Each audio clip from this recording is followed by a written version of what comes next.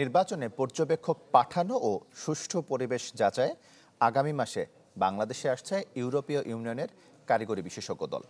প্রধান নির্বাচন কমিশনারের সাথে বৈঠক শেষে এই তথ্য জানান ইইউ রাষ্ট্রদূত মাইকেল মিলার। জানান, আন্তর্জাতিক মানের নির্বাচন আয়োজনে 40 লাখ ইউরো দেবে ইউরোপীয় ইউনিয়ন। RICL TMX, যুগের পর যুগ স্থাপনা থাকে মজবুত। চতুর্থবারের মতো প্রধান নির্বাচন কমিশনারের সাথে বৈঠক করতে মঙ্গলবার সকালে ইসিতে আসেন ইউরোপীয় ইউনিয়নের 6 সদস্যের প্রতিনিধি দল, যার নেতৃত্ব দেন ইইউ রাষ্ট্রদূত মাইকেল মিলার। 1.5 ঘন্টা বৈঠক শেষে মাইকেল মিলার জানান, সফল হয়েছে আলোচনা। গণতন্ত্রের উত্তরণে বাংলাদেশের সাথে সহযোগিতার ভিত্তিতে কাজ করবে ইউরোপীয় union. European Union will provide a support package in excess of 4 million euros. আগামী বছরের প্রথম দিকে নির্বাচনের সময়সীমা আছে।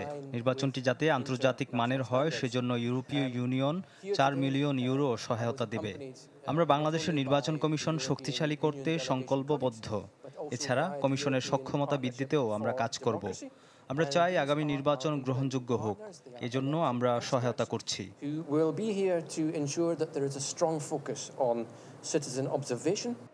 আগামী নির্বাচনে ইইউ পর্যবেক্ষক পাঠাবে কিনা তা দেখতে আগামী মাসে বাংলাদেশে একটি বিশেষজ্ঞ দল আসবে বলেও জানান মিলার।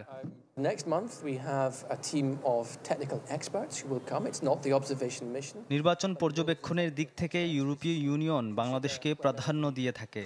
ফলে আমরা আগামী মাসে অন্তর্বর্তী সরকার এবং নির্বাচন কমিশনের সাথে আলোচনা করব। পর্যবেক্ষক আসার সম্ভাব্যতা ও গ্রহণযোগ্যতা যাচাইয়ে আগামী মাসে একটি কারিগরি বিশেষজ্ঞ দল আসবে।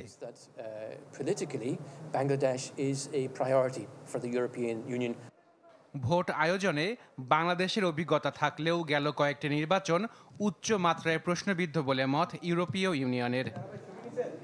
আশাকিন প্রিন্স, চ্যানেল 24, ঢাকা।